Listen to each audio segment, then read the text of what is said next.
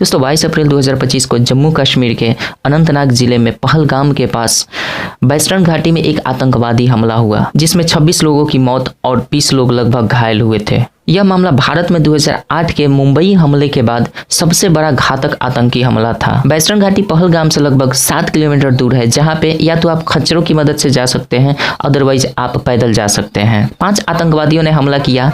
M4 AK-47 से ये पूर्णतः लैस थे और ये सैन्य वर्दी में भी थे। हमलावरों ने गैर मुस्लिम पुरुष पर्यटकों को निशाना बनाया। उन्होंने पीड़ितों से नाम, धर्म पूछा, कुछ से कलमा पढ़ने अर्थात मुसलमानी श्लोक पढ़ने को कहा और गैर मुसलमानों को पहचानने के लिए शारीरिक परीक्षण भी किया। मरने वालों में से 25 भारतीय और एक नेपाली शामिल थे। वहां एक स्थानीय मुसलमान निवासी भी मारा गया, जो हमलों को रोकने की कोशिश कर रहा था। मृतकों में भारतीय नौसेना अधिकारी लेफ्टिनेंट विनय नरवाल भी थे और उनके साथ एक और वायुसेना अधिकारी भी थे। इस पूरे मामले की जिम्मेदारी TRF दी रेसिस्टेंट फ्रंट एक आतंकवादी संगठन ने लिया। हालांकि बाद में TRF में इसे इनकार कर दिया और दावा किया कि हमारे डिजिटल प्लेटफॉर्म पर साइबर हमलों के कारण गलत इंफॉर्मेशन जारी हुआ। इस मामले में सुरक्षा बलों जैसे कि भारतीय सेना, अर्धसैनिक बलों और जम्मू कश्मीर के पुलिस ने संयुक्त रूप से एक अभियान शुरू किया। पहलगाम में अस्थायी लॉकडाउन लगाया गया। आतंकवादियों को ढूंढने के लिए हेलीकॉप्टर तैनात किए गए। आपातकालीन सहायता के लिए हेल्पलाइन नंबर भी जारी किए गए,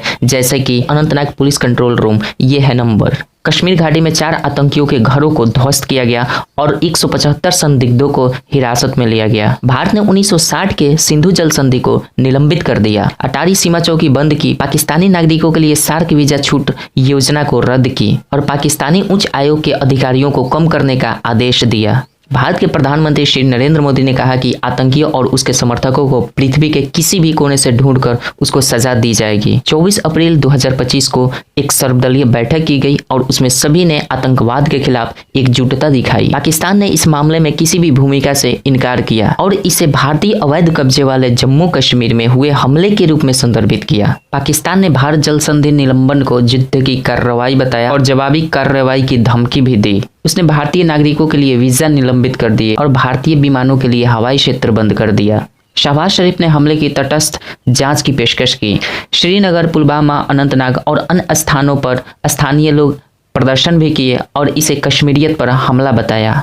अमेरिका, रूस, ब्रिटेन, फ्रांस और अन्य देशों ने इस हमले की निंदा की। अमेरिकी राष्ट्रपति डोनाल्ड ट्रंप, रूसी राष्ट्रपति व्लादिमीर पुतिन और ब्रिटिश प्रधानमंत्री कीर स्टारमर भारत के साथ एकजुटता व्यक्त की। इस घटनाक्रम में स्थानीय लोगों ने पर्यटकों को सुरक्षित बाहर निकाला, होटलों ने मुफ्त आश्रय दिया और एक घोड़े वाले नजाकत अहमद शाह ने 11 लोगों की जानें बचाई। हमले के बाद पर्यटकों ने कश्मीर छोड़ना शुरू किया, जिसके लिए एयर इंडिया ने अतिरिक्त उड़ानें भी शुरू की। भारत पाकिस्तान के बीच तनाव बढ़ गया, जिसके परिणाम स्वरूप सीमा पर झड़पें भी हुई।